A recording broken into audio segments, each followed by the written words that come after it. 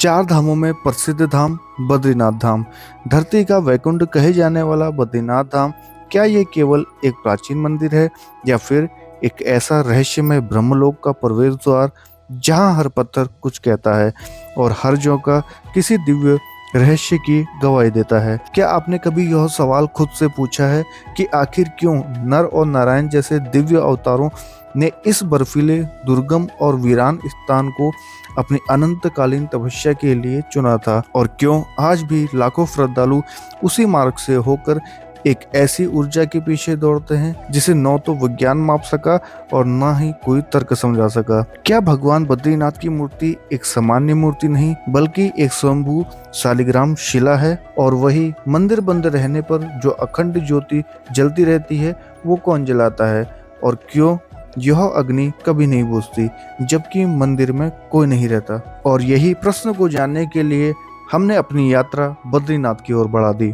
और बद्रीनाथ में आप कहाँ कहाँ ट्रैवल कर सकते हैं, कहाँ कहाँ आप स्टे कर सकते हैं, सो इस वीडियो में सारे ही कवर करने वाला हूँ। तो हमने अपनी जर्नी यहाँ पे स्टार्ट कर दी थी और धीरे धीरे जब हमने अपनी यात्रा आरंभ करी तो हमने एक खूबसूरत पहाड़ों का यहाँ पे नज़ारा देखा और धीरे धीरे अपनी यात्रा को आगे बढ़ाई। सो हमने जो यात्रा शुरू किया था ये बद्रीनाथ धाम के लिए किया था, लेकिन बद्रीनाथ धाम हम जैसे जैसे आगे बढ़ रहे थे हमें वेदर काफ़ी यहाँ पे चेंजेस देखने को मिले थे और कभी कभी बारिश भी हो रही थी। तो धीरे धीरे करके हमने अपनी यात्रा को शुरू किया और हमने अपनी यात्रा रामनगर होते हुए यहाँ पर धीरे धीरे हमने मरचूला क्रॉस किया, जिम कॉर्बेट क्रॉस किया और उसके बाद हमारी यात्रा आगे बढ़ती रही। और हमारा जो पहला ब्रेक था वो था बासोट में, क्योंकि वहाँ पे हमारे जो कुछ मित्र थे वो हमारा वेट कर रहे थे और हम उनसे मिलते हुए ही अपनी यात्रा को आगे बढ़ाते रहे। हाय गाइस, कैसे हैं आप लोग? आज हम गए हैं बद्रीनाथ को जा रहे हैं और हमें मिल गया हमारा भाई परम मित्र बलवंत कड़ाकोटी। और हम अभी हैं, लोकेशन हमारी अभी करंट की बताए तो बासोट में हम अभी हैं। बासोट से चौखुटिया में हमें हमारे दो मित्र मिलेंगे।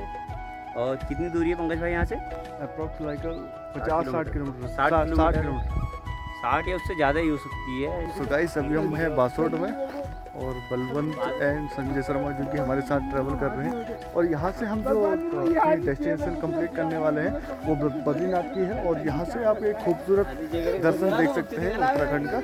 उसके बाद हमने थोड़ा बहुत यहाँ पर रेस्ट किया। रेस्ट करने के बाद हमने अपनी यात्रा को आरंभ किया और धीरे धीरे जब हम आगे बढ़ रहे थे तो हमें यहाँ पे बरसात देखने को मिली। तो कभी भी आप जो है बद्रीनाथ या केदारनाथ कोई भी धाम में आ रहे हैं, पहाड़ों में आ रहे हैं और मानसून का महीना है तो रेन कोट आप डेफिनेटली कैरी करके रखिए। अगर आप जो है स्कूटी से आ रहे हैं या बाइक से आ रहे हैं तो आप रेन कोट डेफिनेटली यहाँ पे कैरी करके रखिए, जिससे कि आपकी यात्रा एक सही समय पे आप जो है अपने डेस्टिनेशन को यहाँ पे अचीव कर सके। अगर आप जो है डिले नहीं चाहते हैं, अगर आप जो है इन सारी चीज़ों को इग्नोर करेंगे तो ये आपकी यात्रा में थोड़ा बहुत विलंब डाल सकते हैं, थोड़ा बहुत लेट कर सकते हैं। तो वही हमने यहाँ पे हम भी नहीं लगे थे, हमने मार्केट में यहाँ पे अपना रेनकोट बाय किया। देन उसके बाद हमने यात्रा को आरंभ किया। धीरे धीरे जब हम उत्तराखंड के खूबसूरत पहाड़ों से गुजर रहे थे तो एक्साइटमेंट काफ़ी बढ़ रही थी अंदर से। वेदर काफ़ी अच्छा हो रहा था क्योंकि मानसून का महीना चल रहा था तो बारिश कभी हो रही थी कभी नहीं हो रही थी।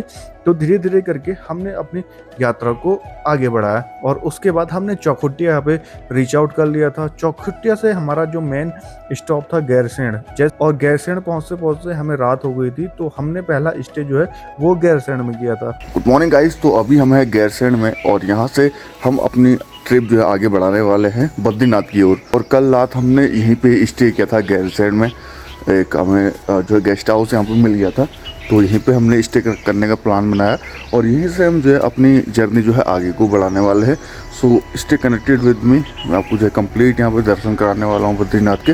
अगर आप इंटरेस्टेड हैं तो आप जो है आ सकते हैं और क्लॉथ वगैरह आप जो है कैरी करके ला सकते हैं, जिससे कि यहाँ पे वेदर काफ़ी हमें जो है रेनिंग वाला मिला और ठंडा गर्म दोनों देखने को मिला। तो अगर आप जो है स्वेटर या जैकेट आप कैरी करके ले जाएंगे तो that will be better for you. तो मैं रिकमेंड करूँगा तो ये सारी चीज़ें आप जो है कैरी करके ला सकते हैं, जिससे कि आप इजीली यहाँ पे दर्शन कर सकते हैं और आपके हेल्थ पे भी कोई इशू नहीं पड़ने वाला है।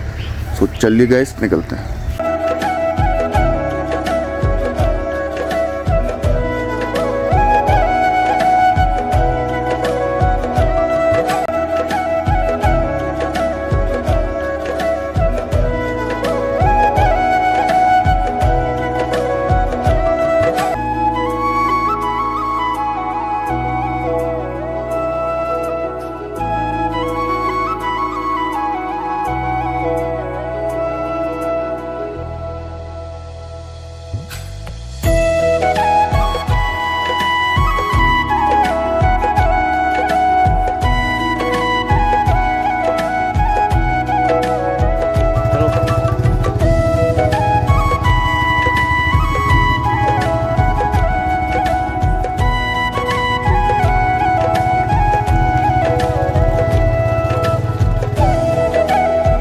और गैरसैंण में हमने स्टे करने के बाद नेक्स्ट मॉर्निंग में अपनी जर्नी दोबारा यहाँ पे स्टार्ट कर ली। हमने 7:30 के आसपास हम गैरसैंण से निकल गए थे और निकलने के बाद धीरे धीरे हमने जो है बद्रीनाथ को रीच आउट कर लिया इन खूबसूरत पहाड़ों को देखते हुए।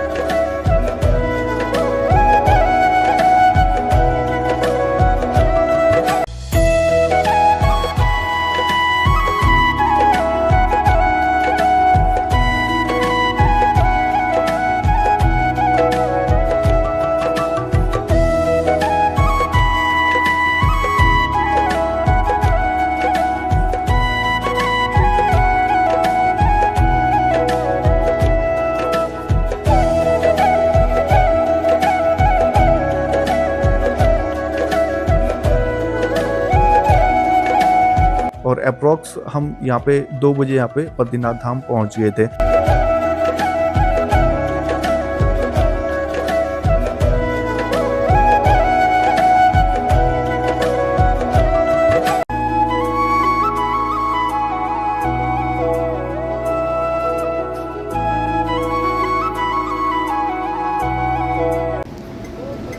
हम आप पहुँचे हैं अब बाबा के द्वार।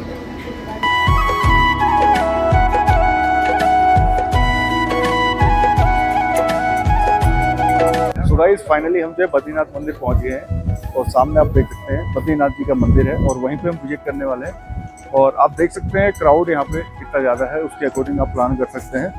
अभी क्राउड जो है उतना नहीं है जितना कि हमने लोकल से पूछा है, तो नॉर्मली क्राउड है। अब लेट्स सी देखते हैं अंदर जाके कैसा मंदिर है।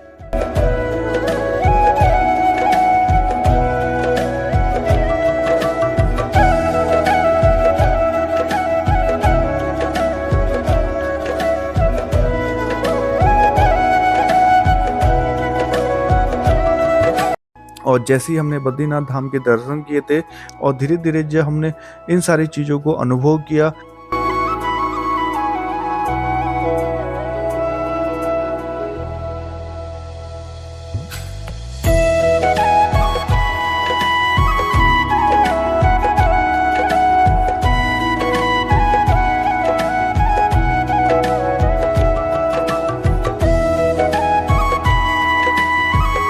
और धाम को दर्शन करने के बाद हमने यहाँ पे अनुभव किया कि एक जमीन के अंदर से एक गर्म पानी निकल रहा था, क्योंकि वहां तो बहुत ज्यादा ठंड हो रही थी, लेकिन धरती से एक ऐसा स्रोत निकल रहा था जहां पर बहुत तेज गर्म पानी आ रहा था और लोग स्नान कर रहे थे। और इसी स्नान को देखते हुए हमने भी यहाँ पे अनुभव किया और हम भी आश्चर्यचकित रह गए कि इतना गर्म पानी आखिरकार कहाँ से आ रहा है। ये चीज़ें आप फील कर सकते हैं जब वहाँ आप जाएंगे, क्योंकि मैं वीडियो के माध्यम से आपको दिखा सकता हूँ, लेकिन आपको रियल में अनुभव करना है, एक्सपीरियंस लेना है, तो आपको जो है वहाँ तक पहुँचना पड़ेगा।